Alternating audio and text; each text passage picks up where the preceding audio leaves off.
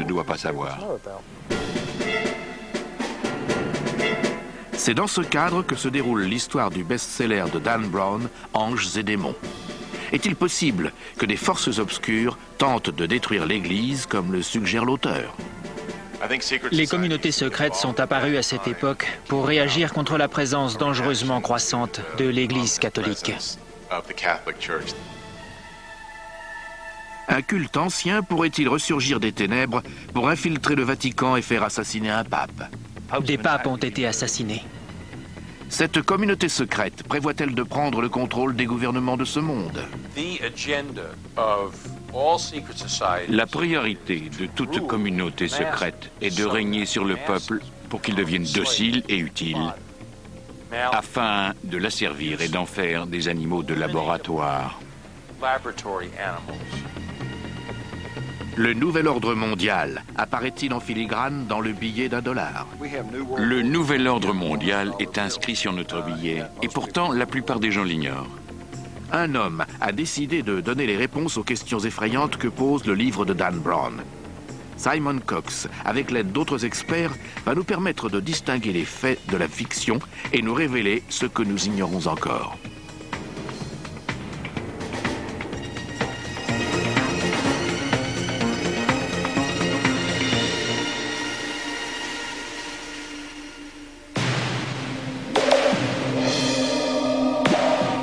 Rome, une cité qui autrefois régnait sur le monde occidental. Aujourd'hui, la ville est le centre culturel de l'Italie. C'est dans ce cadre que se déroule le roman de Dan Brown, Anges et démons. Rome est une ville étonnante, comme je n'en ai vu nulle part ailleurs. À chaque coin de rue, quelque chose de nouveau apparaît. C'est une sorte de manuscrit sur lequel se superposent des textes que l'on efface au fur et à mesure pour les réécrire. Rome est une superposition de couches, une cité profonde et infinie. Au coin d'une rue se dresse un immeuble moderne, construit sur les ruines d'un bâtiment romain, lequel repose sur des vestiges plus anciens encore. On n'en finit jamais de découvrir la ville. Mais sous les rues de Rome ne se cachent pas seulement des bâtiments anciens. Dans la cité où César a été assassiné, où Constantin a permis au christianisme émergent de s'établir, une nouvelle communauté menaçante aurait également existé, les Illuminati ou Illuminés. Le roman de Dan Brown soulève des questions essentielles. Les Illuminati existent-ils toujours? Et si oui, qui sont-ils? Le thème central d'Anges et démons repose sur la communauté secrète des Illuminati. A-t-elle existé et à quelle époque de l'histoire? Existe-t-elle encore? Le livre pose ouvertement ces questions et Dan Brown tente d'y répondre en affirmant qu'il s'agit bien d'une communauté secrète qui exerce toujours son influence, comme elle l'a fait tout au long de l'histoire. En tant qu'historien, Simon Cox a étudié le passé. Désormais, il consacre sa carrière à enquêter sur les théories mystérieuses de Dan Brown. Avec Anges et démons, Cox se retrouve sur la piste des Illuminati, tout comme le héros du roman. Ce livre évoque les communautés secrètes, le christianisme et son interaction à travers le temps avec les peuples, les individus. Il développe l'idée selon laquelle pourrait exister tout un pan caché des connaissances de l'illumination.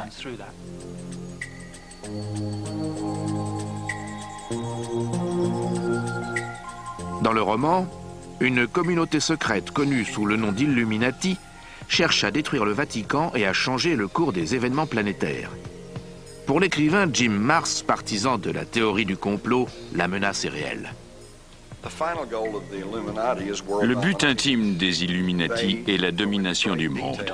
La manière dont ils comptent y parvenir est très détaillée. Ils envisagent d'instruire les jeunes et de les convertir à leur mode de pensée. Ils veulent anéantir la foi et la confiance au sein de la politique, mais aussi de la religion. Les faits sont un peu différents que dans la fiction que Dan Brown met en avant dans Anges et démons. À travers mes recherches, j'ai pu constater que la communauté secrète des Illuminati a existé sous des formes différentes en France et en Espagne. Les livres d'histoire montrent que plusieurs groupes se sont appropriés ce nom à travers les âges. En Espagne, ils ont été persécutés et brûlés sur le bûcher par l'Église catholique à l'époque de l'Inquisition. Mais le mystère ne s'arrête pas là. Ce sont des groupes disparates qui n'ont aucun lien. Le terme Illuminati ou Illuminés, ou encore ceux qui voient la lumière, est assez approprié quand on y songe, pour des groupes qui veulent être éclairés. Mais à mon sens, il n'y a pas de preuve de l'existence d'une communauté secrète réunissant plusieurs groupes qui auraient traversé les époques et dont l'origine remonterait à l'Égypte ancienne. En revanche, nous savons qu'un groupe appelé Illuminati, qui pourrait encore exister à notre époque, est né dans les années 1770, en Bavière.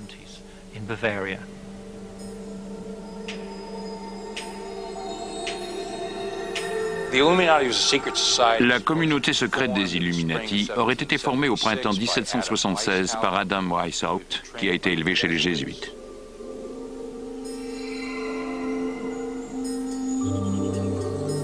Devon Jackson est journaliste d'investigation pour l'une des plus importantes parutions de nos jours. Il est convaincu que le nom de Weishaupt n'a rien d'anodin. Selon Jackson, ce nom est une partie fictive d'un code secret utilisé à travers l'Europe qui marque le début d'un conflit entre les membres de l'élite scientifique et les gouvernements financés par l'Église. Jackson va encore plus loin. Il est convaincu que les Illuminati existaient bien avant qu'Adam Weishaupt ne reprenne le nom. Alors, pourquoi un tel conflit aurait-il vu le jour? Les Illuminati ont commencé à exister au siècle de Galilée, motivés par le besoin d'explorer et de questionner les connaissances d'alors. À l'époque, la science bourgeonnait et échappait littéralement au cadre confiné de l'Église catholique. Ce sont donc des hommes comme Galilée qui, jusqu'au XVIIIe et XIXe siècle, étaient tenaillés par la nécessité de découvrir le fonctionnement des choses dans la nature et dans l'univers.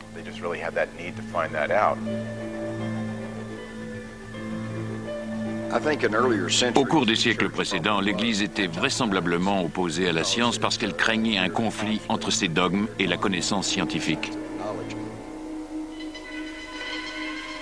Dan Brown a-t-il vu juste?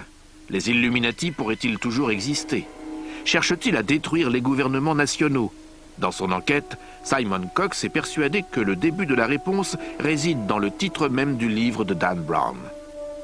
Un titre qui pourrait nous mener droit vers les Illuminati. Selon moi, le titre « Anges et démons » correspond à l'étude que fait Dan Brown de la lumière et de l'obscurité. Il existe une dualité. D'une part, on ne peut pas affirmer qui sont les anges, s'il s'agit de l'Église ou de la science, puisque les deux s'affrontent dans le livre. D'autre part, les démons représentent-ils la science ou l'Église? Le doute subsiste. C'est d'ailleurs, selon moi, ce qui a motivé le choix de ce titre astucieux. Anges et démons est un excellent titre qui résume parfaitement la dualité exprimée dans le livre, le thème des anges et les statues du Bernin qui représentent des énigmes tout au long de l'histoire. Dans Anges et démons, les Illuminati se réunissent secrètement à travers la Rome antique. Chaque lieu dissimule une piste clandestine que Dan Brown appelle le sentier de l'illumination et comporte de nombreux chefs-d'œuvre du Bernin qui apparaissent comme autant d'indices sur ce sentier subversif. C'est le cas de l'extase de Sainte Thérèse d'Avila, dont la main semble pointer dans la direction de ce sentier de l'illumination, lequel forme bizarrement une croix quasi parfaite au sein de la cité de Rome.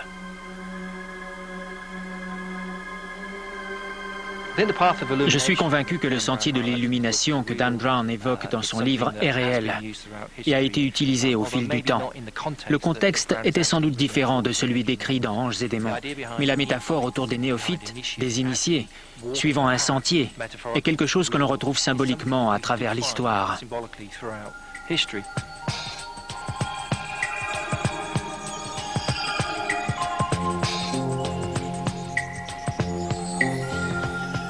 Ce sentier présumé part du lieu le plus connu de Rome, le Vatican.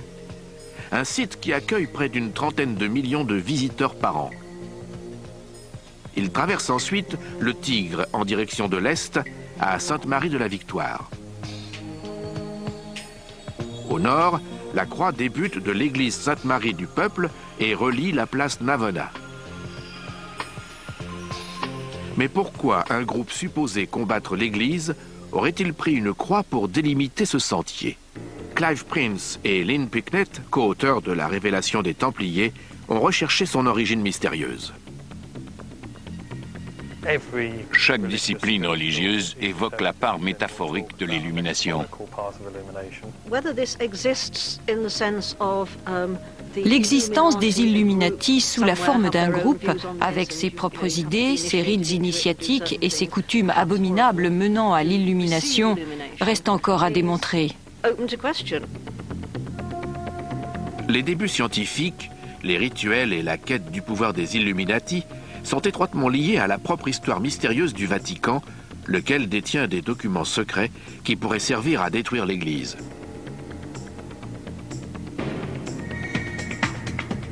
Les Illuminati ont-ils infiltré le Vatican? Ont-ils mis la main sur les documents secrets? Et que se passera-t-il si une autre communauté secrète se les approprie?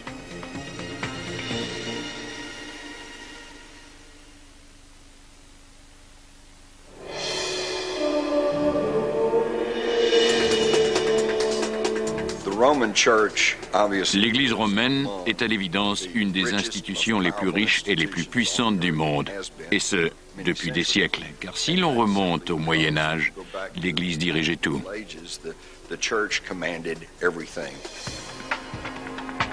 Durant plus d'un millénaire, le Vatican a influencé les événements du monde tout en exerçant un large contrôle sur les royaumes et la monarchie. Le Vatican disait sa volonté au roi, prêtait de l'argent et dirigeait chaque facette de la vie de ses sujets. Avec l'émergence de la démocratie et de la liberté à travers le monde, son pouvoir a diminué, mais c'est encore une institution tout à fait redoutable.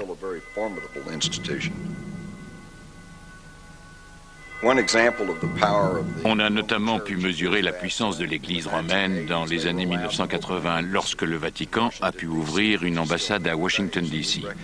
Cette ambassade existe toujours et les États-Unis entretiennent des relations diplomatiques avec ses membres. Bien qu'aux yeux de nombreuses personnes, cela remet sérieusement en question notre principe de séparation de l'Église et de l'État.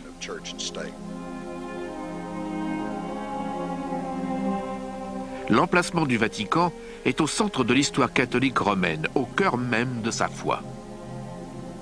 Selon l'histoire catholique et celle du Vatican, les ossements de Saint-Pierre sont enterrés sous la coupole de la basilique Saint-Pierre, de la cité du Vatican, à Rome. Et si les anciennes fondations du Vatican étaient bâties sur autre chose que les restes de Saint-Pierre? Le débat reste ouvert. C'est une question controversée et de nombreuses personnes prétendent que ce ne sont pas les ossements de Saint-Pierre, mais plutôt ceux d'un animal.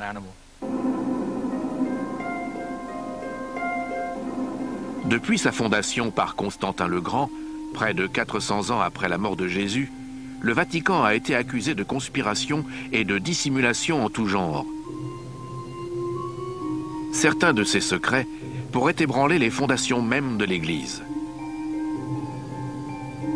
Il s'agit là d'informations qu'elle ne veut pas voir tomber aux mains d'ennemis, comme les Illuminati.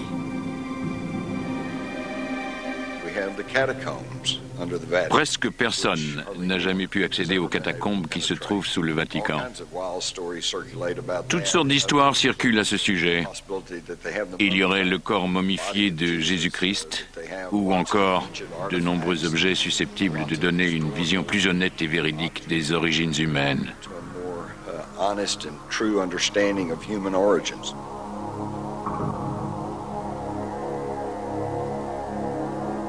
Il existe donc une réalité derrière tout cela. C'est un lieu secret pour de multiples raisons, la principale étant qu'il dissimule de nombreuses choses que le Vatican ne veut pas que le peuple découvre.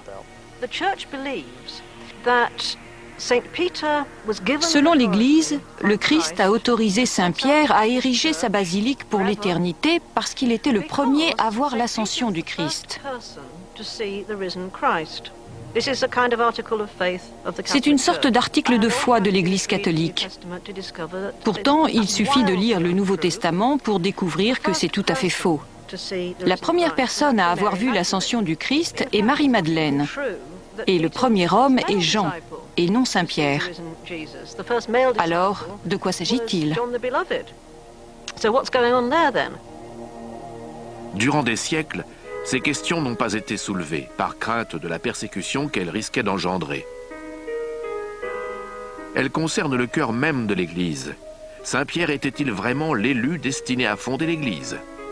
Son corps repose-t-il réellement au Vatican? Les premiers scientifiques ont été les premiers à poser ces questions. Face à la popularité croissante des autres religions, l'Église avait de lourds intérêts en jeu. L'Église catholique a adopté une position de détenteur unique de la foi. Il était hors de question que quiconque puisse croire en d'autres dieux, ou que le panthéisme se développe. Le Dieu catholique était le seul envisageable. C'est la position que l'Église a adoptée au cours des 4 premiers siècles de son existence, à une époque où d'autres croyances se disputaient les âmes des peuples. Il fallait que l'Église domine toutes les autres foi en présence.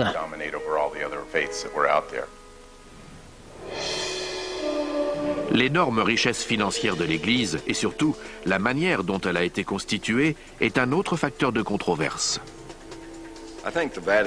Le Vatican reste discret sur ses finances à cause des polémiques autour des sommes que récolte l'Église. Il ne veut pas que l'on connaisse le détail des montants perçus, ni même la puissance financière qu'il représente. D'ailleurs, dans le cadre de mon travail de journaliste, j'ai constaté que même ici aux États-Unis, les prêtres et les évêques ne maîtrisent que la comptabilité de leur propre paroisse. Ils n'ont pas accès aux chiffres comptables global ou ignorent où va l'argent et qui le perçoit. Le Vatican a toujours été une institution très secrète. Il y a encore pas si longtemps, elle a été secouée par d'importants scandales financiers impliquant des banques et d'autres établissements. Cette formidable concentration de richesses a eu une conséquence inattendue. La fonction de pape est devenue l'une des plus dangereuses au monde.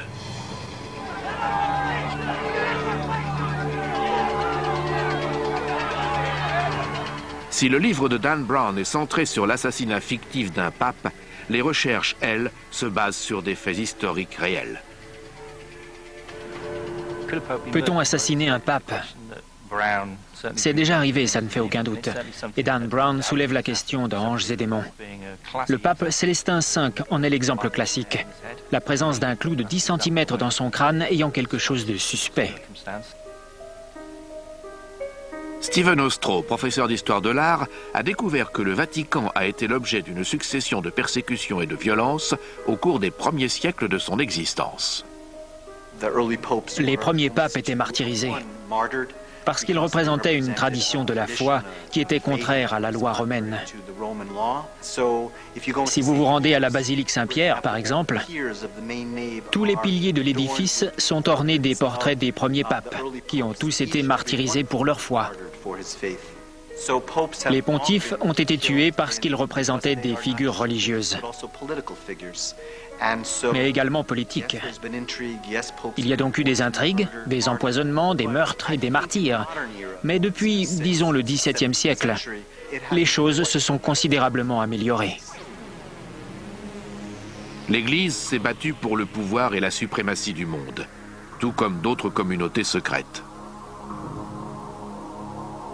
Les époques dominées par la crainte sont de bonnes époques pour l'Église. Toutes les communautés secrètes qui ont un impact négatif ont pour but de régner sur les masses afin de les asservir.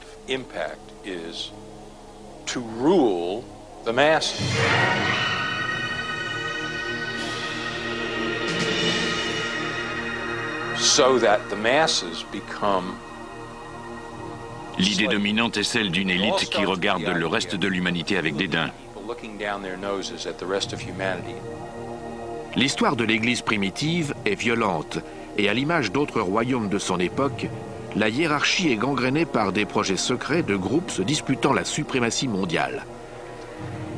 Un nouveau mot émerge qui décrit les schémas occultes de cette période. Qualifier l'Église de pornocratie est une utilisation intéressante du mot. C'est un terme peu usité qui signifie gouverner par des prostituées, d'où la racine porno. Historiquement, il se réfère spécifiquement à une période du Xe siècle, qui débute par le règne d'un pape relativement inepte, Serge III, et se poursuit avec une série de pontifes dont la souveraineté est pour le moins amorale. Il semble que Serge III ait fait assassiner un nombre important de cardinaux rivaux pour accéder au siège. Le terme concerne donc une époque où des femmes très puissantes et membres de familles nobles tiraient les ficelles de la papauté pour déterminer quel pape allait régner.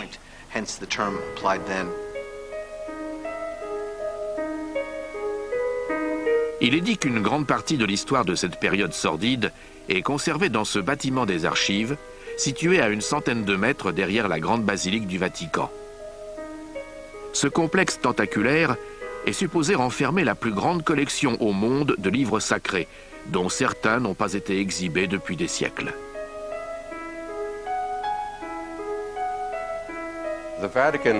La bibliothèque du Vatican contient l'équivalent de 75 km de livres. C'est une collection gigantesque. On m'a demandé ce qu'étaient les archives secrètes du Vatican. Je l'ignore parce qu'elles sont secrètes et l'ont été depuis des siècles. Dans Anges et démons, Robert Langdon parvient à voler un document historique des archives qui, selon lui, permettra de découvrir l'endroit où est séquestré le cardinal qui a été enlevé. Un tel larcin est-il possible ? Paul Williams est un théologien et l'un des rares chercheurs autorisés à franchir la sécurité rapprochée du Vatican pour étudier les archives. On ne peut pas y rentrer avec une veste ou un attaché-caisse. On ne peut même pas avoir un stylo à encre sur soi. La seule chose autorisée est un crayon à papier et un bloc-notes. Lorsque vous pénétrez dans les archives, un ecclésiastique vous apporte le document exact que vous avez sollicité, si vous avez obtenu l'autorisation. Il reste à vos côtés pendant que vous étudiez l'objet. Il y a des gardes et des concierges derrière vous. Il est donc impossible de dérober quoi que ce soit dans ce bâtiment, même si vous vous appelez Harry Houdini. Les mesures de sécurité draconiennes et l'accès limité poussent à se demander ce que le Vatican dissimule dans ses archives. Quels secrets se cachent le long des 75 km d'étagères? Selon la rumeur, il y aurait des documents extraordinaires concernant la Seconde Guerre mondiale et l'implication, ou plutôt la non-implication du pape dans l'Holocauste et son manquement à dénoncer l'horreur des faits. Le Vatican dispose forcément d'archives secrètes, car il existe des dizaines d'autres évangiles qui n'ont pas été inclus dans le Nouveau Testament et qui comportent des éléments qui feraient beaucoup de tort à l'Église si le peuple en prenait connaissance. Il existe donc à coup sûr une multitude de livres cachés quelque part au Vatican que des chercheurs comme moi aimeraient consulter. Le livre Anges et démons évoque un des secrets qui serait caché au Vatican. Il s'agirait de documents historiques comprenant des écrits et des recherches scientifiques qui n'ont jamais été révélés. Ces textes pourraient comporter des travaux de Galilée et de Copernic, tous deux considérés comme des ennemis de l'Église et que Dan Brown a associés aux Illuminati.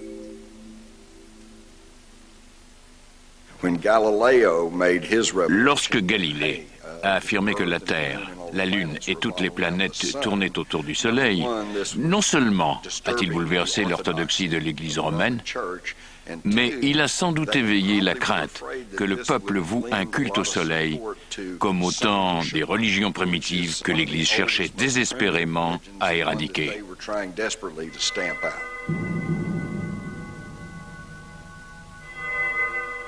Il est intéressant de remarquer que le livre Anges et démons ne définit pas clairement qui sont les anges et qui sont les démons. Bien que le livre de Dan Brown soit une fiction dans laquelle Galilée et Le Bernin sont des Illuminati issus de la franc-maçonnerie, l'idée ne me paraît pas si insensée. Je la crois même possible. Entre le XVe siècle et le XIXe siècle, les groupes secrets ont connu un véritable âge d'or à travers l'Europe. La science et l'Église ont été en guerre durant des siècles. C'est un conflit qui remonte à l'origine même de la fondation de l'Église. Dès lors qu'une société comme l'Église catholique impose de manière inamovible ses dogmes et ses doctrines comme des vérités absolues, il semble inévitable que des hommes cherchent à les remettre en question. L'oppression du Vatican à l'égard de la science et de la connaissance a-t-elle favorisé la formation de communautés secrètes? Les Illuminati en font-ils partie? Les Illuminati sont probablement passés dans la clandestinité, comme la plupart des organisations persécutées. Les Illuminati sont apparus tardivement dans l'histoire de l'Europe. Mais d'où viennent-ils réellement? Selon certains historiens, ils seraient issus d'une puissante communauté secrète et légendaire, autrefois protégée par le pape, puis détruite sur ordre de ce dernier. Les moines guerriers de l'ordre des chevaliers du Temple. Mais ont-ils vraiment été éliminés?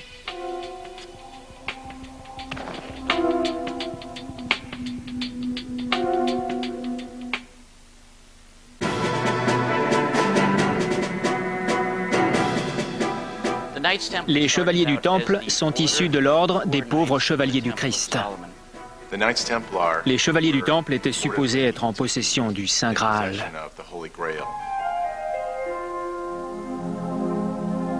En l'an 1000, le monde occidental croit à la légende du Saint Graal, un calice qui aurait contenu le sang du Christ et son pouvoir. À l'époque, une communauté secrète de moines guerriers affirme avoir trouvé le Saint Graal. À travers les pouvoirs que lui confère la légende, les chevaliers du Temple deviennent une des communautés secrètes les plus craintes et les plus révérées de l'histoire.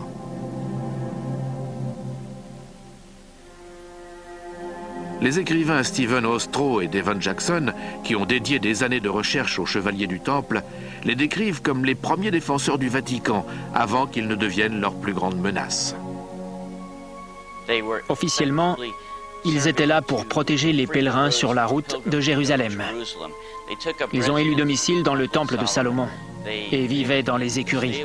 Pendant plus de 8 ans, ils ont entrepris des fouilles autour du temple. Les chevaliers du temple étaient des moines guerriers qui servaient parfois de garde au pape, mais dont la tâche essentielle était de sécuriser la route des pèlerins et des croisés vers Jérusalem. Ils n'étaient que 9 pendant près de 9 ans, alors ils n'ont pas pu être très efficaces. Ils avaient à l'évidence un autre projet et semblaient être en quête d'autre chose en Terre Sainte.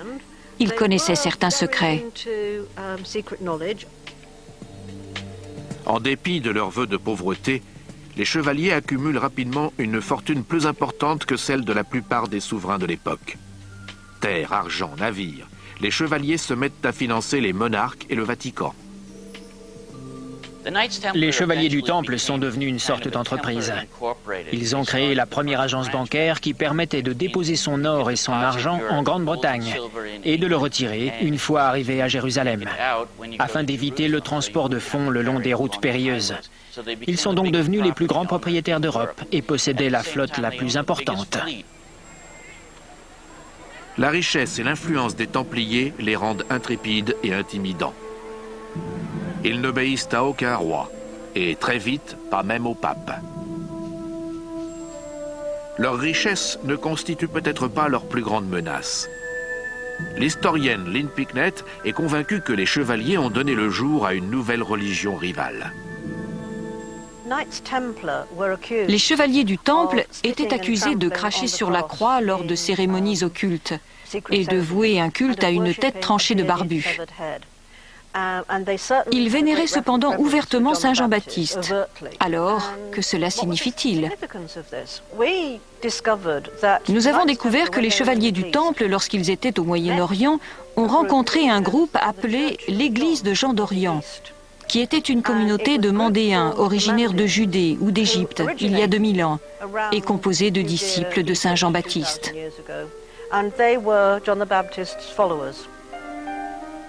Les chevaliers ont peut-être suivi un culte parfois appelé Chevalier Saint-Jean. Mais c'est sans doute une autre raison qui a sonné le glas de ces téméraires moines guerriers. Ils fulminent contre Jésus, dont ils disent qu'il est un usurpateur, un schismatique de la religion de Saint Jean-Baptiste. Et à l'évidence, les historiens modernes ont découvert qu'il est très probable que Jésus ait débuté comme disciple de Saint Jean-Baptiste.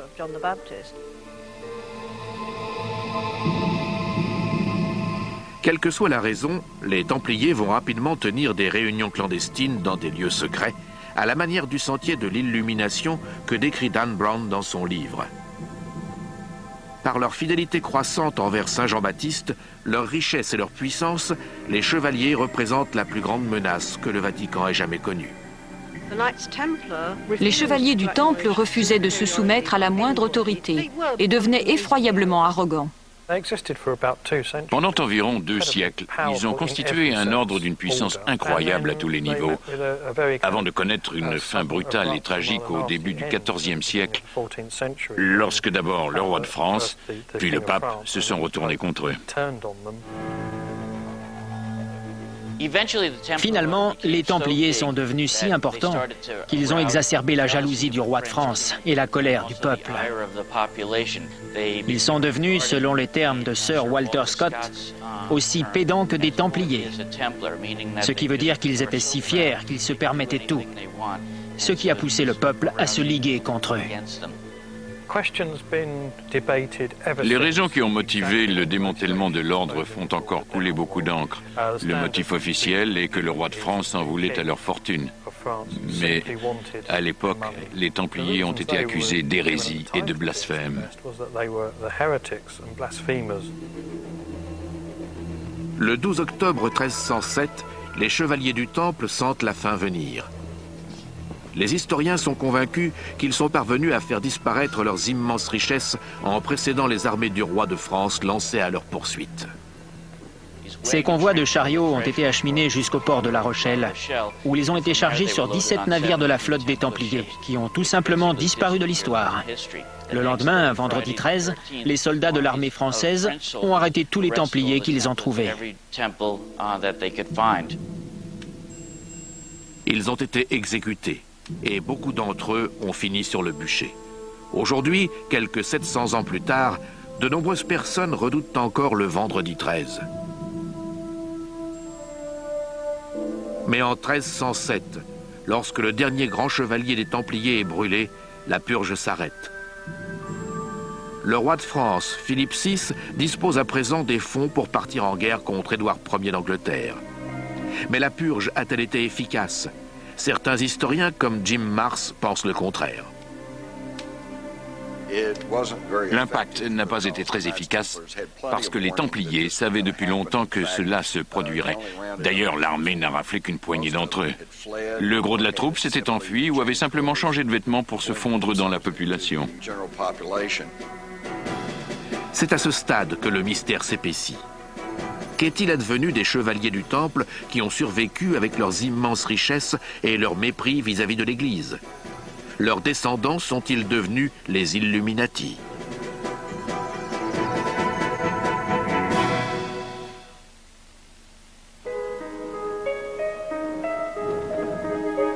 Une fois les Templiers soi-disant vaincus, à la fin du XIVe siècle, le Vatican redevient l'institution la plus puissante du monde. Mais au fil du temps, un nouveau danger vient menacer son hégémonie, la science.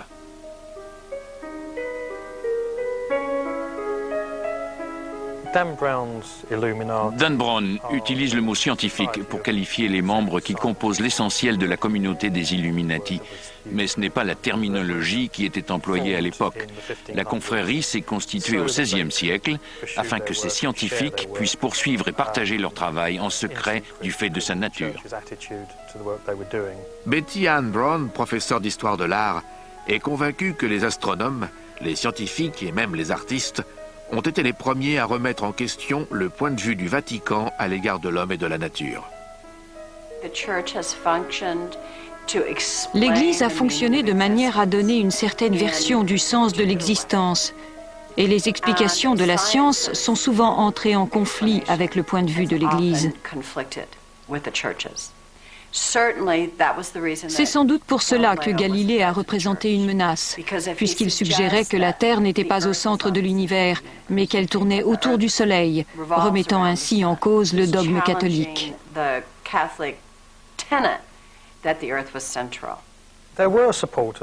Galilée avait des partisans au sein même de l'Église, selon lesquels de telles allégations, si elles étaient vraies, remettaient en question la vérité théologique énoncée dans la Bible. Il bénéficiait donc de soutien, mais le pape avait le dernier mot.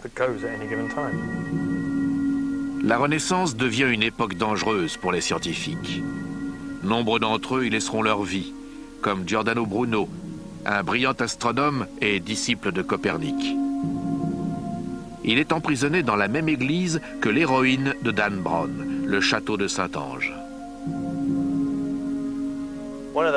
Un des premiers cas de persécution des penseurs scientifiques par l'Église est celui de Bruno, dont les points de vue étaient parfois un peu extrémistes. Bruno est réputé à travers l'Europe occidentale pour son travail sur les capacités mémorielles, une théorie sensationnelle en 1576. Mais parce qu'il est convaincu, comme l'était Copernic, que la Terre tourne autour du Soleil, il devient l'ennemi de l'Église, qui enseigne que l'univers tourne autour de la Terre. L'Église l'a donc fait arrêter et emprisonner pendant 8 ans, en s'efforçant de le convaincre d'abjurer ses allégations, ce qu'il refusa de faire. En 1600, il est donc brûlé sur le bûcher. Galilée aurait pu connaître le même sort. Tout comme Bruno, il passe en jugement à 2 reprises pour ses études scientifiques. Ces procès occupent une place centrale de l'intrigue d'Anges et démons. L'histoire de Galilée est souvent mal comprise. Il y a eu 2 procès. Le premier s'est tenu en 1616 devant les représentants de l'Église parce que Galilée avait soutenu la théorie copernicienne selon laquelle la Terre tournait autour du Soleil et n'était pas au centre de l'univers. À l'époque de son premier procès, il avait été acculé par les scientifiques italiens. C'est donc en 1616 qu'il a abjuré et admis que Ptolémée avait raison de placer la Terre au centre de l'univers. Il est ensuite retourné à l'université où il a continué à enseigner que notre planète tournait autour du Soleil. En 1632, il est arrêté par l'Inquisition et son nouveau procès débute en 1633. On a souvent dit que Galilée a été contraint d'abjurer, séquestré dans un donjon et affamé, mais tout cela est faux. À l'époque de son procès, il vivait à la Villa Médicis, dans le luxe. Lorsqu'il s'est finalement rétracté, en 1633, le pape a annulé sa peine d'emprisonnement et lui a accordé une retraite financière jusqu'à la fin de ses jours, ainsi qu'un poste honorifique.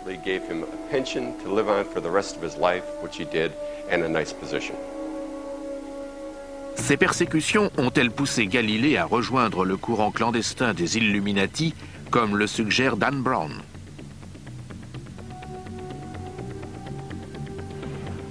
L'historien Clive Prince a la réponse.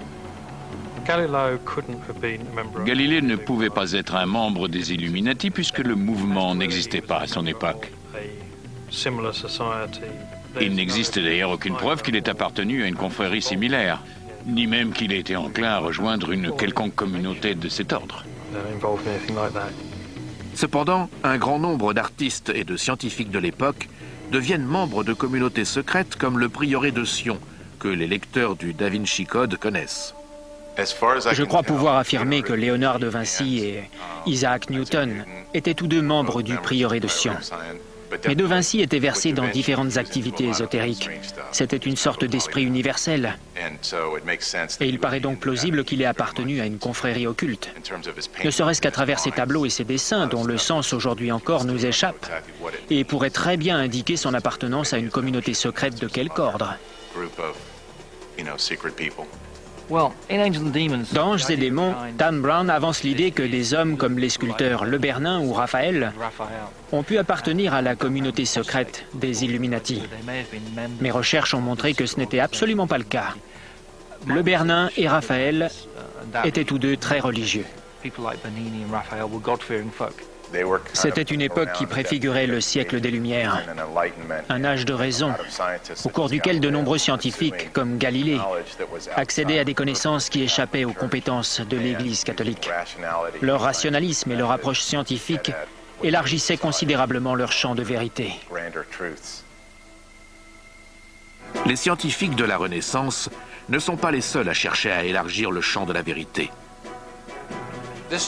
Cette bataille pour la suprématie de la planète dure depuis longtemps. Comment mène-t-on un tel combat?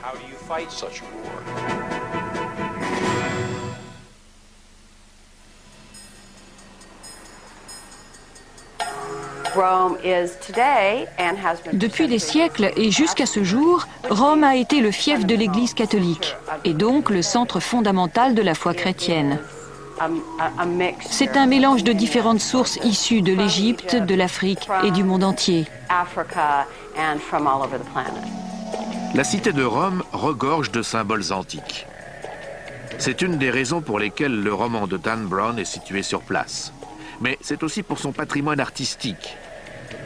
Selon l'historienne de l'art Betty Ann Brown, ces deux raisons ont servi à transmettre des messages secrets, certains ayant même pu se trouver sur les mystérieux sentiers de l'illumination. Le Bernin, en tant qu'artiste Illuminati, s'est beaucoup servi de motifs égyptiens dans son travail, pour la simple raison qu'à l'époque de ses œuvres, les symboles égyptiens étaient très en vogue. C'est une très bonne chose qu'il ait choisi le Bernin comme personnage central de la ville de Rome. La période baroque était une époque au cours de laquelle la culture occidentale était centrée autour de la production d'images. Rome était le cœur des représentations picturales de l'ensemble de la civilisation, et dans ce registre, le Bernin était un dieu. C'est peut-être même un doux euphémisme. Le Bernin est l'un des artistes les plus célèbres de tous les temps. Au cours du XVIIe siècle, il réalise les colonnes de la place Saint-Pierre ainsi que les 140 sculptures de saints qui trônent à leur sommet. Il est possible que le Bernin ait introduit certains symboles dans la plupart de ses œuvres, ainsi que des idées que l'Église aurait pu interpréter comme opposées à son point de vue de l'époque. Mais tout comme Raphaël, la symbolique est la marque du Bernin. Son travail artistique ne fait qu'incorporer les nouvelles idées scientifiques d'un Copernic ou d'un Galilée.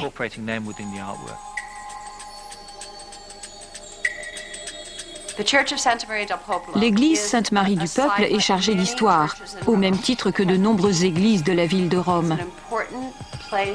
Si le Bernin est le maître des Illuminati, cet édifice est un lieu important pour la confrérie secrète, puisqu'elle comporte deux de ses sculptures, celle de Daniel et celle d'Havakuk, avec un ange.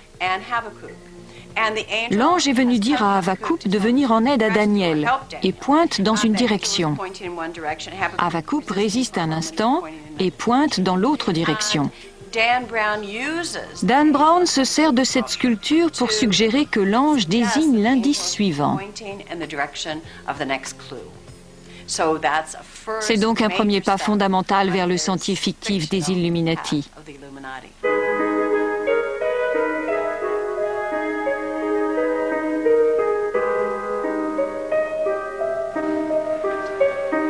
Autre lieu sur le sentier de l'illumination de Dan Brown, la fontaine des 4 fleuves du Bernin.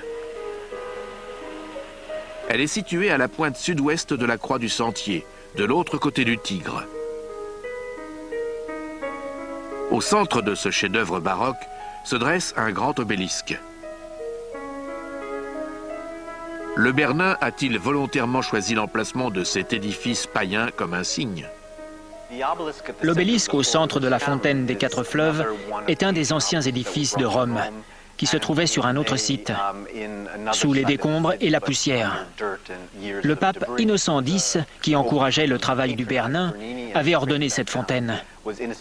Il voulait ériger un monument au centre de la place, qui était en quelque sorte son jardin particulier, puisqu'il jouxtait son palais.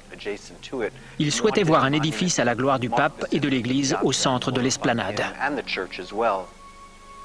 Il est intéressant de se demander pourquoi les œuvres du Bernin comportaient tant de motifs égyptiens.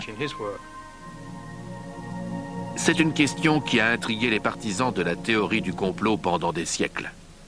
Sur la fontaine des 4 fleuves, chacun des personnages humains représente un cours d'eau et les symboles servent à distinguer chaque fleuve.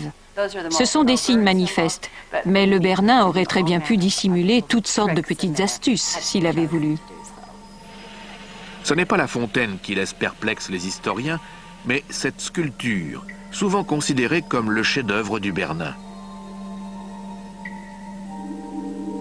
Elle se trouve exactement à l'extrême est du sentier de l'illumination de Dan Brown. Difficile de croire à une coïncidence. L'extase de Sainte Thérèse d'Avila est l'une des œuvres les plus extraordinaires du Bernin. Le corps sculptural est la pièce centrale de l'ensemble de la chapelle que l'artiste a réalisé pour la famille Cornaro, de riches Vénitiens. Cette œuvre illustre l'un des passages les plus remarquables des écrits de Sainte Thérèse d'Avila, où elle décrit l'une de ses nombreuses rencontres avec le divin. C'est l'extrémité de la flèche qui est supposée comporter un indice Illuminati, le feu, un des 4 éléments. Les Illuminati sont les premiers scientifiques. La terre, l'air, le feu et l'eau sont les éléments avec lesquels ils travaillent et dans le livre de Dan Brown, chacun est utilisé pour le meurtre d'un cardinal. Les Illuminati ont-ils réellement affecté leurs symboles les plus importants à de tels desseins? Sainte Thérèse d'Avila était une femme formidable de l'histoire chrétienne. Elle a réformé l'ordre des Carmélites en permettant à des femmes de conditions modestes d'entrer au couvent par le biais du travail, ne réservant plus l'accès à une élite dont les dots permettaient de couvrir les frais de pension à vie. Elle a voyagé à travers l'Espagne où elle a fondé des couvents et a connu plusieurs expériences visionnaires. Sainte Thérèse d'Avila était à plus d'un titre la figure de proue de la réforme catholique. Il y avait bien sûr son côté visionnaire, son extase. Il y avait un engouement nouveau pour les expériences émotionnelles, les expériences de piété à travers Dieu et Jésus.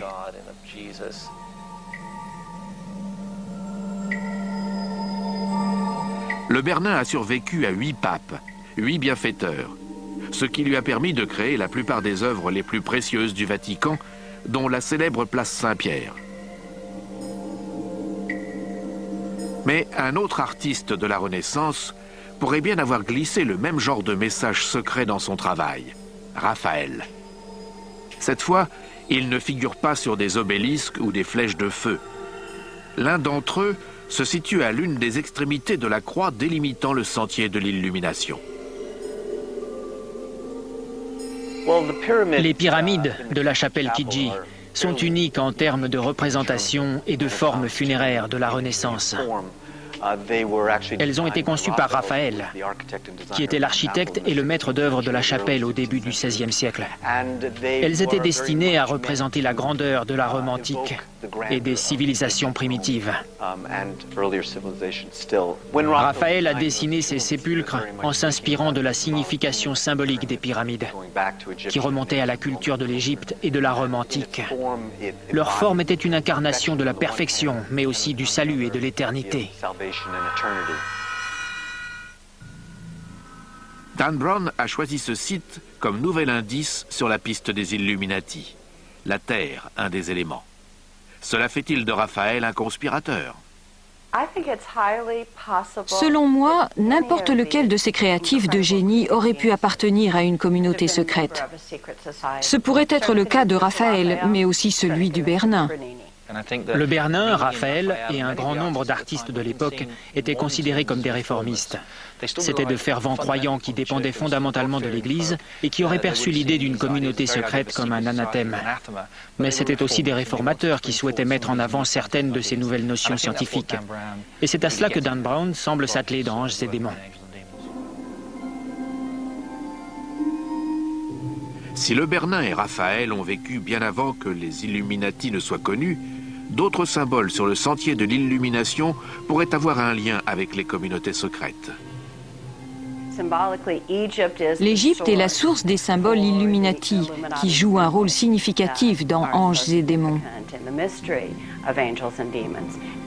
Au début du livre, le personnage principal rêve de l'Égypte. À mon sens, Dan Brown utilise ce dispositif romanesque pour nous faire entrevoir le rôle prépondérant que la symbolique égyptienne va jouer dans l'histoire.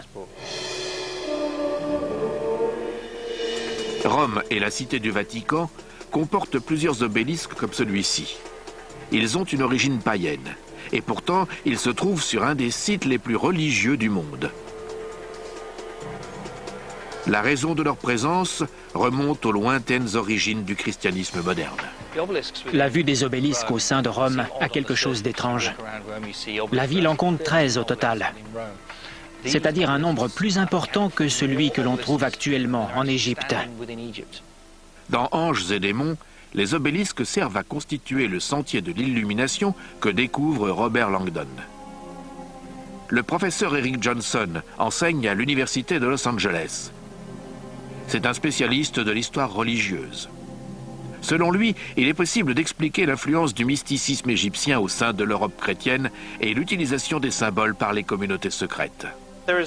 La culture, ou tout au moins la philosophie égyptienne, exerce une fascination pendant la Renaissance. Les humanistes de l'époque étaient convaincus que les Égyptiens étaient à la source d'une sagesse ancestrale disparue. Il y a donc une volonté de retrouver cette connaissance et cette sagesse antique. L'obélisque de la place Saint-Pierre pèse environ 180 tonnes. Il a donc fallu construire un solide coffrage qui puisse l'accueillir et le transporter sur une chaussée, ne serait-ce que de quelques centaines de mètres. C'était une entreprise colossale qui a mobilisé des milliers d'hommes et de chevaux pour déplacer un tel monument.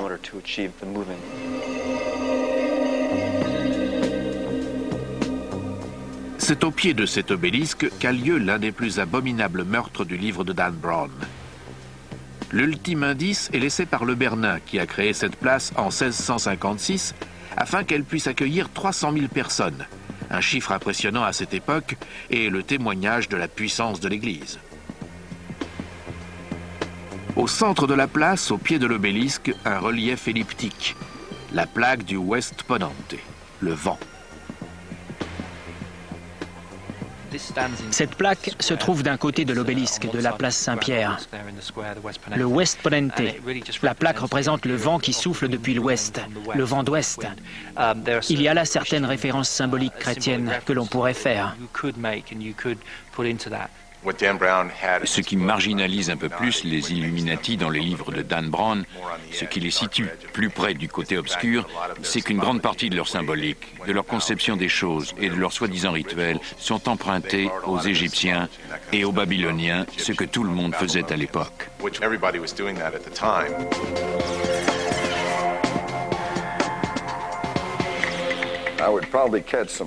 Au risque de choquer, il faut admettre que lorsqu'on étudie la Bible, qui est le livre sur lequel se fonde le christianisme, on découvre que c'est un patchwork d'anciennes traditions orales, de vieilles histoires. Prenons l'exemple classique de Noé qui accueille les animaux sur son arche. Ce récit remonte aux tablettes sumériennes qui datent d'au moins 4000 ans avant la Bible. Pourtant, les tablettes sumériennes comportent exactement le même récit. L'Église s'est appropriée de nombreux symboles. Certains experts sont convaincus que la croix chrétienne est en réalité une appropriation du symbole onque égyptien, qui, comme vous le savez, ressemble à une croix, mais avec un sommet arrondi, et se portait de la même manière que les croix de nos jours. L'image du Christ en bon berger, le jeune homme gardant les moutons, est également un symbole emprunté à des temps anciens. La religion égyptienne et le christianisme moderne, tel que nous le connaissons de nos jours, ne diffèrent que très peu. La religion égyptienne était fondée sur le symbolisme. On peut également considérer que le christianisme est une religion basée sur le symbolisme. Le symbole de la croix, par exemple, est le plus connu du monde contemporain. Cependant, les experts estiment qu'il existe une différence fondamentale entre le christianisme et la religion égyptienne. La croyance dans le dualisme, notamment dans la notion de bien et de mal. c'est un thème récurrent du livre Anges et démons, qui décrit également parfaitement le combat épique qui oppose l'Église à la science, les Illuminati à la religion organisée.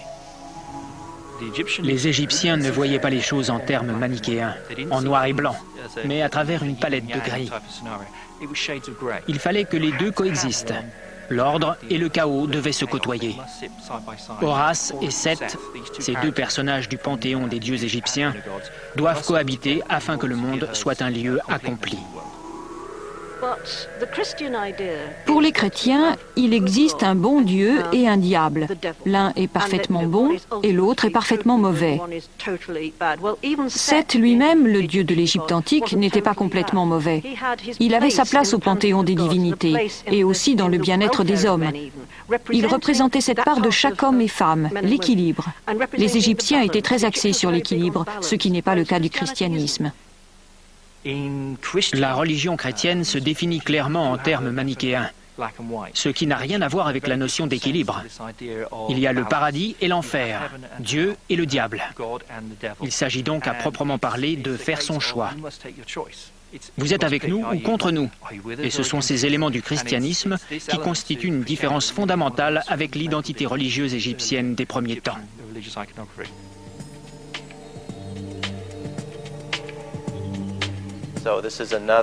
Rome s'est transformée en un lieu sacré pour l'ensemble de l'Empire. De cette façon, tous les dieux qui étaient vénérés au sein de l'Empire l'étaient à l'intérieur de ce temple. Plus tard, lorsque le christianisme a été légalisé et qu'il est ensuite devenu la religion officielle de l'Empire romain, il est apparu normal de reconvertir tous ces temples païens en lieux de culte chrétien.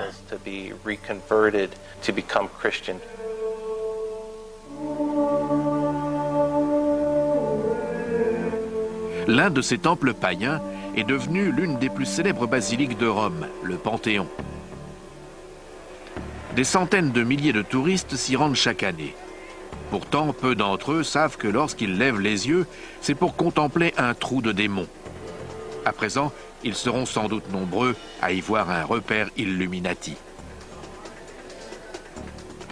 Le Panthéon a une large ouverture dans sa coupole. C'est une fausse piste qui mène Langdon et Victoria à la tombe de Raphaël. Ce soi-disant trou de démon dans la toiture du temple est un nouvel exemple de récupération d'un symbole païen transformé en symbole chrétien. Une nouvelle expression du dualisme du bien contre le mal. Ils sont persuadés que l'un des meurtres va se dérouler sur les lieux. Mais ce n'est pas le cas. Ce qui est intéressant, c'est qu'ils introduisent l'idée du trou du démon à ce stade de l'histoire en l'assimilant au toit du Panthéon. L'historien Simon Cox est persuadé que le sentier de l'illumination a au moins une raison d'être réel.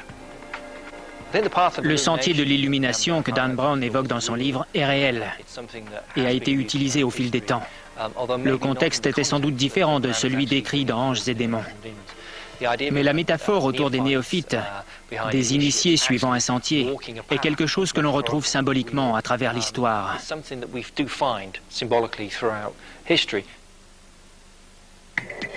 Tout semble indiquer que les Illuminati sont restés dans la clandestinité durant les siècles de règne du Vatican. Leur volonté d'accéder à l'illumination à travers la science prend lentement une tournure obscure. Une grande conspiration se trame dont l'objectif est la domination du monde.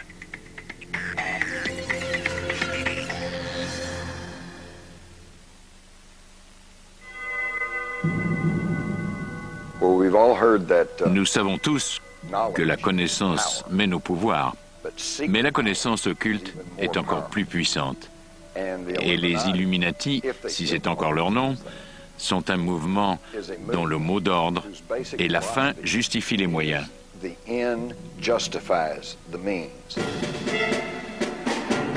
Les partisans de la théorie du complot ont confirmé que les Illuminati contemporains représentent aujourd'hui une puissante entité à travers le monde, même si leur appellation a changé.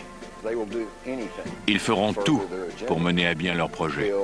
Ils tueront, détruiront, mentiront, escroqueront, voleront, peu importe. C'est une menace efficace, car ils se feront passer pour n'importe quoi.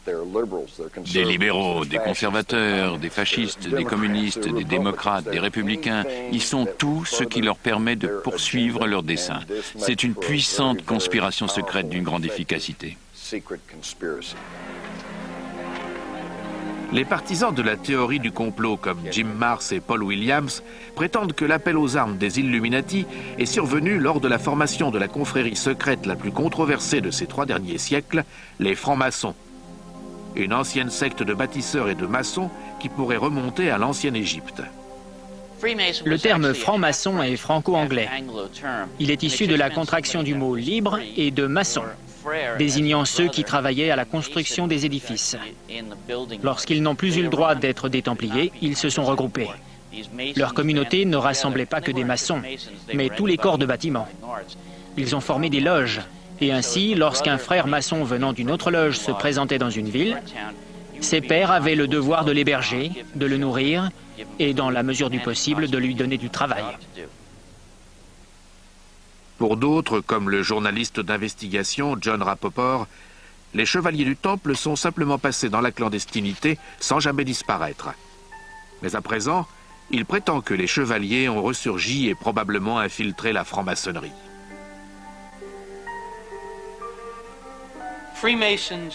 Selon moi, les francs-maçons sont une émanation des chevaliers du Temple qui avaient été partiellement anéantis par l'édit du pape et le roi de France et s'étaient enfuis pour se reconvertir sous la forme d'une confrérie secrète appelée franc-maçonnerie.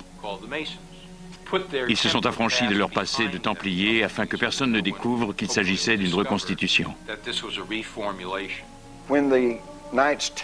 Lorsque les chevaliers du Temple sont rentrés de la Terre Sainte avec leurs nouvelles richesses et les connaissances qu'ils avaient acquises, ils se sont mis à travailler en étroite collaboration avec des confréries de maçons. Ces confréries se serraient les coudes à la manière d'un syndicat et travaillaient en collectivité à l'édification de cathédrales et d'églises. Ce sont donc les confréries de maçons qui sont à l'origine de la franc-maçonnerie. Mais la franc-maçonnerie en tant que confrérie a survécu très longtemps.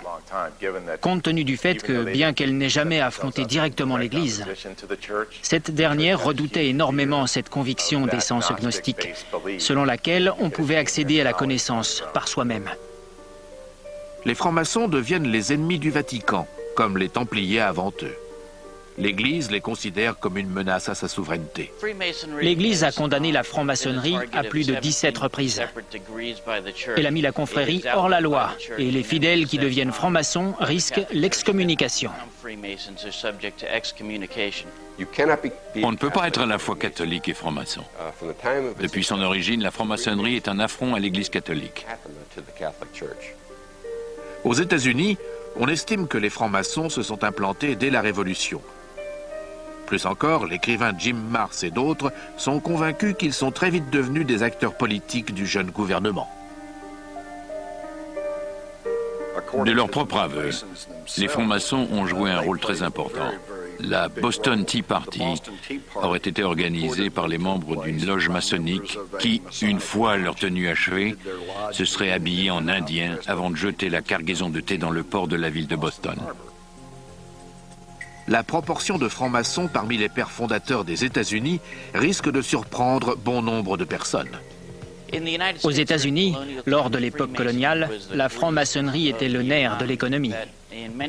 Dans de nombreuses villes, il fallait devenir franc-maçon pour faire des affaires. Lorsqu'il est arrivé à Philadelphie, Benjamin Franklin a vite réalisé qu'il lui fallait rejoindre cette confrérie s'il voulait que la ville fasse tourner son journal et ses presses d'imprimerie.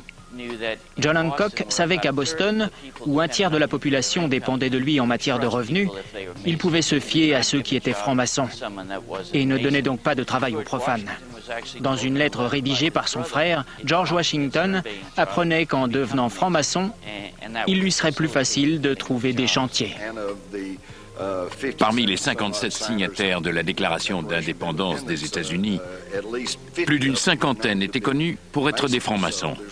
Le rôle éminent de la franc-maçonnerie dans la formation des États-Unis ne fait donc aucun doute. Il s'agit peut-être d'un hasard, mais la formation des Illuminati en Bavière coïncide exactement avec la constitution de l'État américain. Les Illuminati ont-ils découvert une communauté secrète particulièrement bienveillante à leur égard au sein de la jeune nation américaine? Les Illuminati ont été fondés au cours de l'année 1776, un 1er mai. Un mois qui par la suite deviendra en quelque sorte celui du communisme international. On les appelait les détenteurs de la lumière, Illuminati pour illumination, la connaissance de soi ou du monde à travers la lumière. En réalité, il y a eu plusieurs groupes Illuminati. Le plus connu est celui de Bavière, dont la devise « Liberté, égalité, fraternité » n'est pas sans rappeler quelque chose. Ils ont joué un rôle fondamental dans l'esprit des pères fondateurs des États-Unis. Une fois la franc-maçonnerie solidement établie en Europe et aux États-Unis, les Illuminati commencent à étendre secrètement leur pouvoir en infiltrant les loges maçonniques.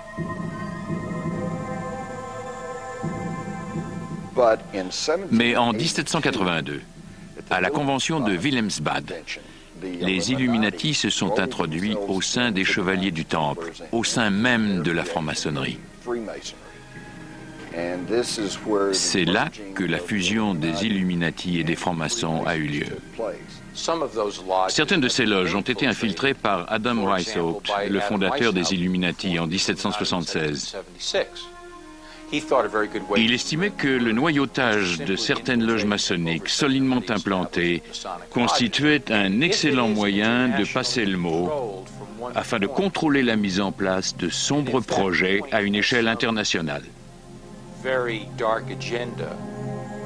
George Washington lui-même, un des pères fondateurs des États-Unis, craignait ouvertement l'infiltration des Illuminati.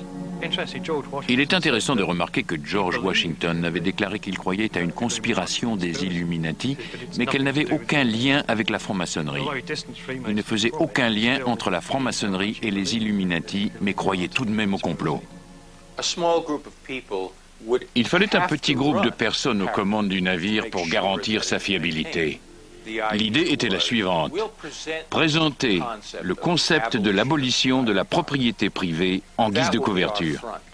Un rêve porteur d'un projet d'égalité qui séduirait le plus grand nombre. Mais derrière ces idéaux utopiques se cache la volonté de domination à l'échelle planétaire. Cette manœuvre leur permettra-t-elle de prendre le contrôle des États-Unis?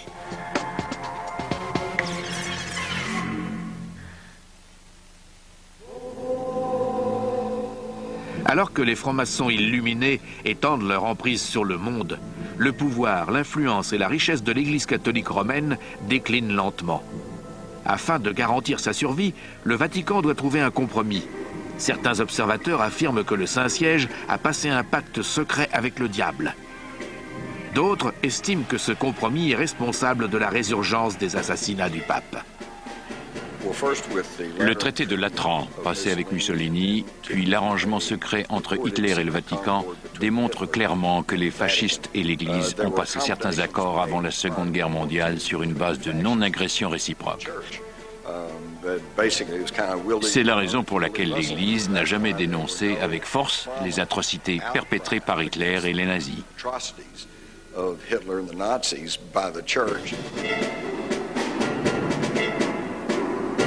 Cette prétendue infiltration secrète du Vatican par des puissances externes a pu sauver l'Église de l'anéantissement. Cependant, certains estiment que cela en fait un complice du génocide qui allait suivre. Le pape Pie XI a signé le concordat avec Hitler et avec Mussolini. Il a servi ces deux régimes fascistes. Vers la fin de son pontificat, il est revenu sur ses positions car il savait qu'il avait fait une erreur. Il a vu la souffrance du peuple juif à travers l'Allemagne et la Pologne, les ghettos, les camps de concentration et la persécution des ecclésiastiques catholiques en Allemagne.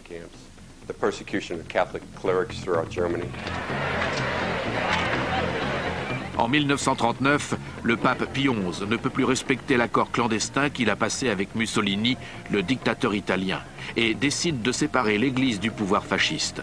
Ce sera sa dernière décision.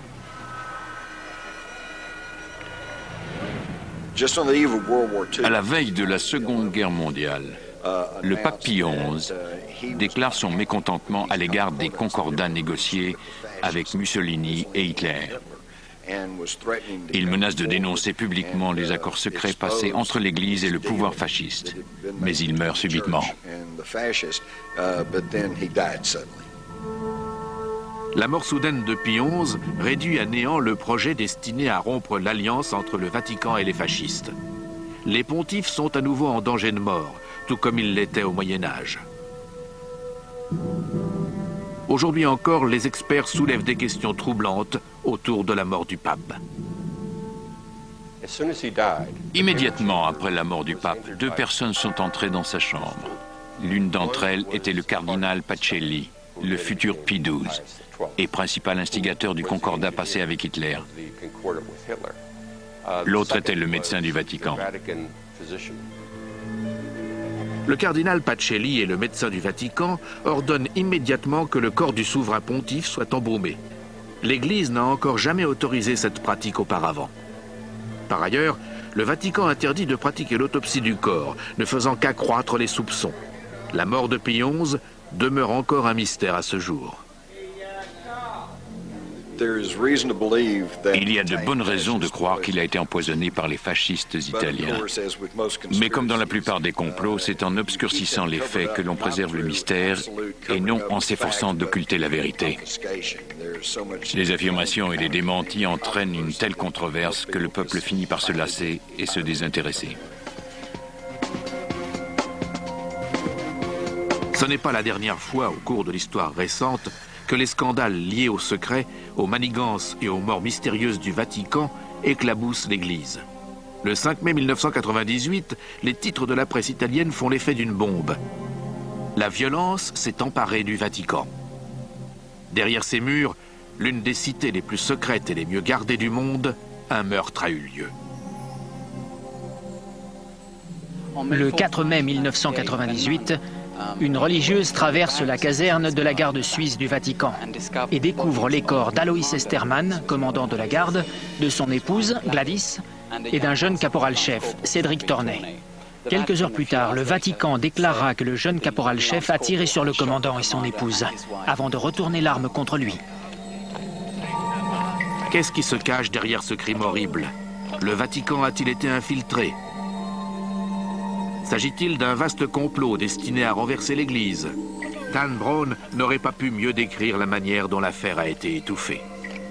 Ce n'est que 4 heures après la découverte des corps que le Vatican a annoncé que, selon la version officielle, le caporal-chef avait tué le commandant et son épouse avant de se donner la mort dans un accès de folie. On n'a jamais su sur quoi se fondait cette conclusion. La nature brutale du communiqué du Vatican concernant le meurtre au sein de la garde suisse ne fait qu'enflammer l'histoire.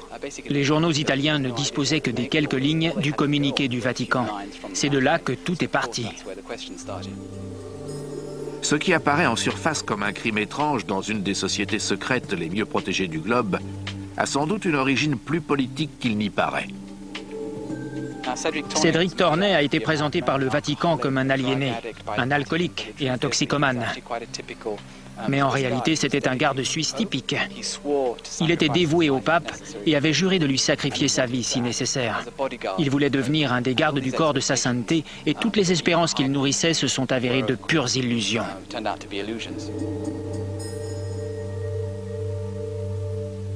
Mais par un tour inattendu, le journaliste d'investigation Devon Jackson découvre un lien possible entre la garde suisse, cette armée d'élite ayant juré de protéger le pape, et une ancienne communauté secrète, les Chevaliers du Temple. Ceux-là même qui, après l'avoir protégé, furent anéantis par le pape. Cette investigation a-t-elle démasqué la résurgence de la communauté secrète? L'affaire n'a jamais été résolue.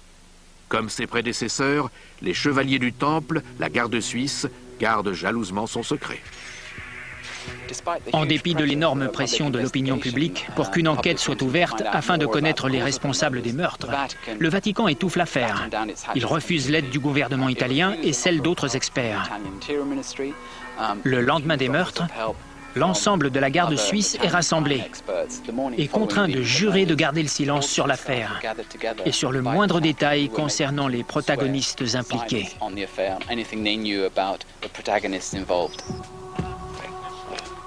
Si les meurtres tendent à fragiliser la réputation de la garde suisse, son dévouement éternel envers le pape demeure incontestable. À plus d'un égard, elle est aussi secrète que le Vatican. La garde suisse est une institution secrète, comme tous les services au sein du Vatican. Ces hommes doivent prêter serment de loyauté envers l'Église, ce qui, par extension, concerne également les intérêts de l'Église en toutes circonstances. Bien que Dan Brown décrive la garde suisse comme une armée privée d'élite dans Anges et démons, les experts ont une toute autre opinion. Il est plus approprié de décrire la garde suisse comme une attraction touristique, un tigre de papier plutôt qu'une force d'intervention d'élite. À cause de leur relation tangible avec le Vatican, certains soupçonnent même que des ennemis de la papauté comme les chevaliers du Temple ont infiltré la garde suisse il y a des siècles. Lorsque les chevaliers du Temple ont délaissé leur tunique et se sont mêlés à la population, il paraît logique qu'ils aient cherché à infiltrer des postes de pouvoir, à rejoindre la garde suisse autour du Vatican et des communautés secrètes. Ils ont certainement noyauté un grand nombre de milieux. Selon la rumeur, le Vatican a toujours eu un service secret. Ce n'est pas un service de renseignement tel que nous le connaissons dans les pays occidentaux, mais un réseau d'information. Un réseau prodigieux car il se fonde sur les prêtres.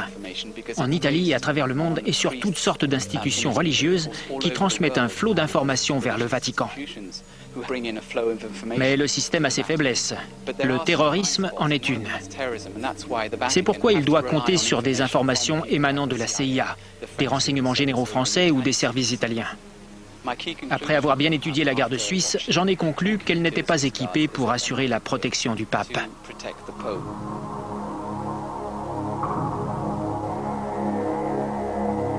Le terrorisme n'est peut-être pas la plus grande menace qui pèse sur le Vatican. Les communautés secrètes ont-elles infiltré l'Église?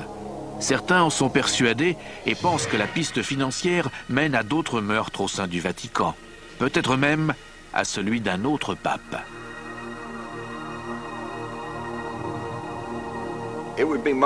Il serait bon que tout le monde puisse étudier le dossier du scandale de la loge P2 survenu en Italie dans les années 80, à l'époque de l'administration Reagan. Le sigle P2 signifie Propaganda Due et désigne le nom d'une loge maçonnique en Italie. Ses membres prétendaient être financés en Suisse par des francs-maçons illuminés qui se faisaient appeler les gnomes de Zurich. C'était une affaire qui a fait du bruit en Europe, mais aux États-Unis, on n'en a presque pas entendu parler. La loge Propaganda Due entretient d'étroits liens financiers avec la Banque du Vatican, dirigée par l'archevêque Thomas Marsecus, originaire de Chicago. À terme, plusieurs cardinaux de haut rang ainsi que quelques évêques deviennent membres de la loge maçonnique P2. Dans les années 60, cette organisation maçonnique secrète était devenue extrêmement puissante. Elle étendait ses activités à travers le monde et comptait parmi ses membres plus de 121 dignitaires catholiques, et pas des moindres, des archevêques, des évêques, des cardinaux.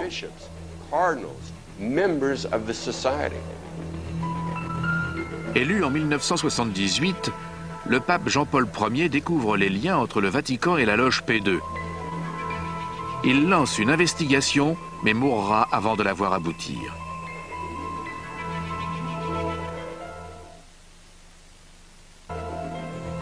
La piste menant aux chevaliers du Temple, aux Illuminati et jusqu'aux francs-maçons a-t-elle conduit le pape vers une mort prématurée? L'historien Clive Prince penche pour la thèse d'un complot interne. De nombreux observateurs ont soupçonné qu'il s'agissait du travail d'une sorte de faction au sein de l'Église, au sein de l'administration de l'Église, qui ne voulait pas faire élire ce pape parce qu'elle craignait qu'il ne découvre les scandales financiers qui avaient cours à l'époque. Quelques années après la mort de Jean-Paul Ier, le Vatican est balayé par l'affaire de la banque Ambrosia, le plus gros scandale financier du monde qui débouchera sur une nouvelle mort étrange. La loge P2 était également très impliquée dans les opérations de banque. Et à l'époque, la banque Ambrosia, l'une des plus importantes d'Italie, que l'on appelait la Banque du Vatican, a fait faillite. Le directeur s'appelait Roberto Calvi.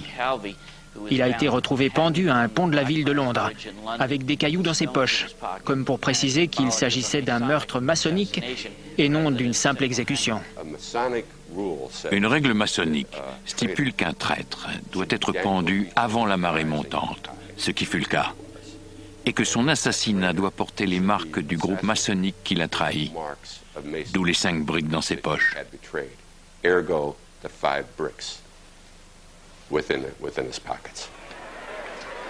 Dans Anges et démons, le meurtre du pape est une fiction. Mais la tentative d'assassinat du pape Jean-Paul II est relayée par la télévision à travers le monde entier, horrifié. Aujourd'hui encore, la question reste posée. Était-ce un acte isolé ou le fruit d'un vaste complot ? La tentative d'assassinat de Jean-Paul II le 19 mai 1981 sur la place Saint-Pierre est la seule de l'histoire récente. Il était entouré de membres de la sécurité du Vatican, dont des officiers de la garde suisse. La tentative d'assassinat de Jean-Paul II en 1981 n'était pas l'œuvre d'un tueur isolé. Cet homme, Ali Agca, qui était musulman, était plus ou moins lié au KGB, à travers une obscure filière bulgare.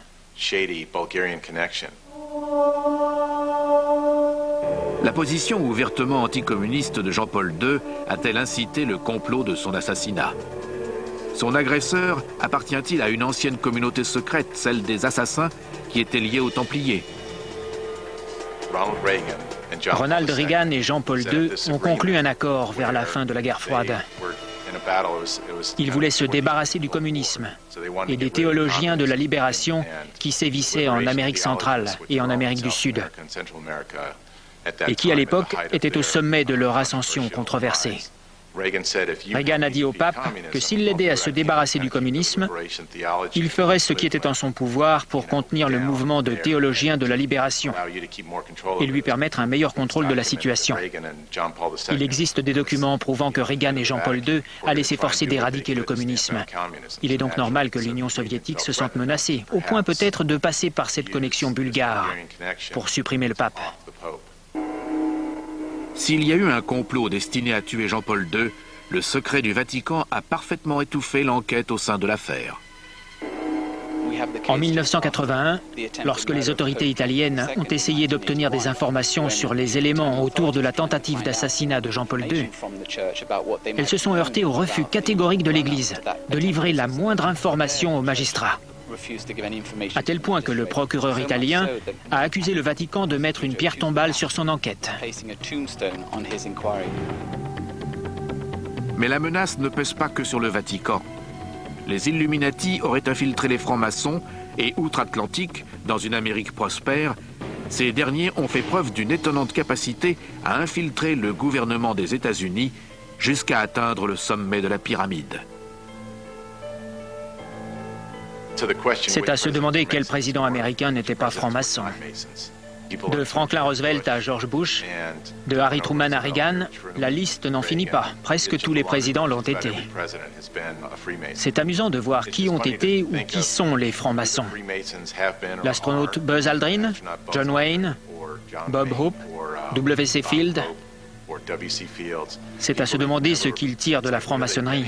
C'est une confrérie, et c'est justement là que le bas blesse. Franklin Roosevelt est de ceux qui a atteint le plus haut degré maçonnique. Il a mis longtemps à gravir les échelons. Gerald Ford a sans doute été nommé à titre honorifique, mais certains initiés estiment qu'un tiers des présidents américains étaient francs-maçons.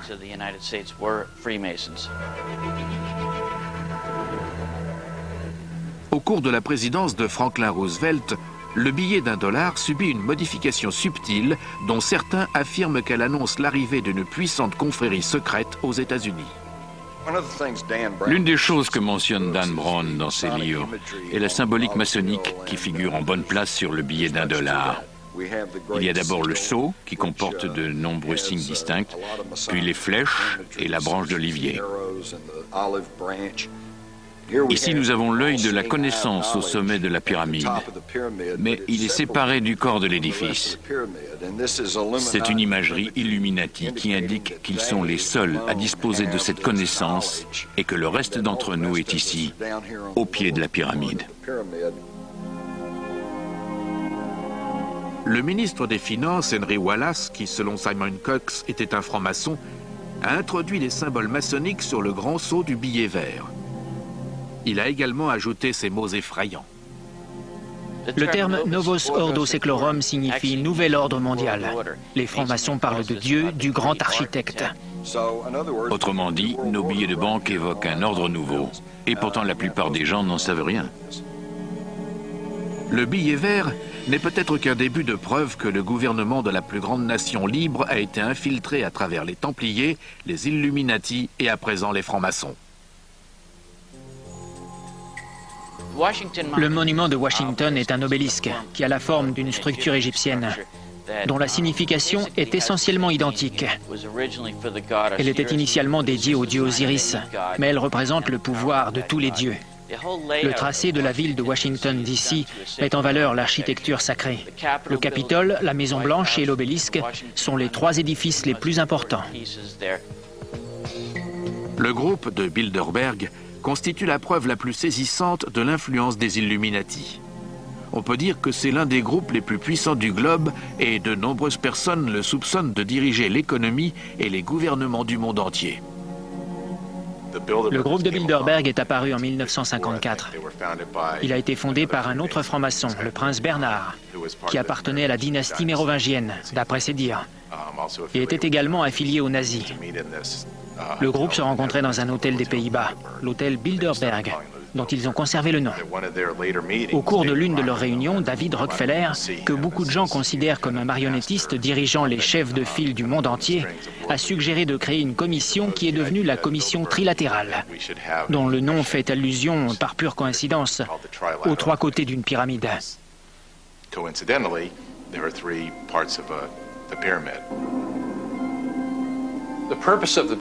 L'objectif du groupe de Bilderberg était une Europe unie qui débuterait par un marché commun.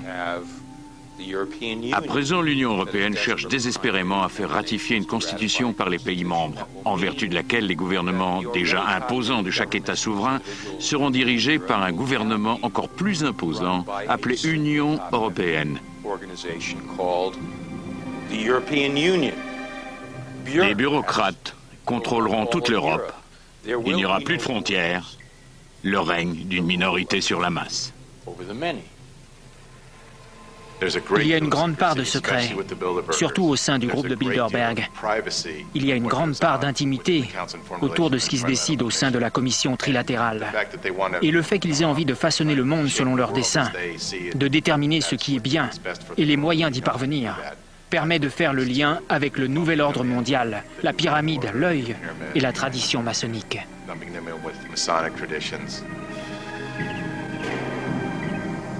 À la fin du roman Anges et démons, le Vatican est sauvé.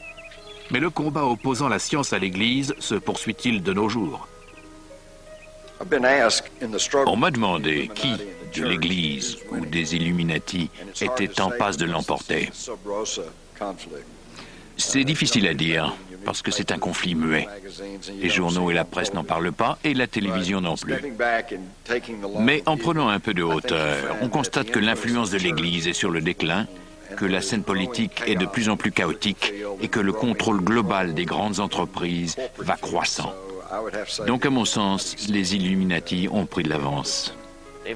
Ils ont toujours combattu la science, et avec plus de 400 ans de retard, ils viennent tout juste d'absoudre Galilée pour avoir affirmé que le Soleil était au centre de l'univers.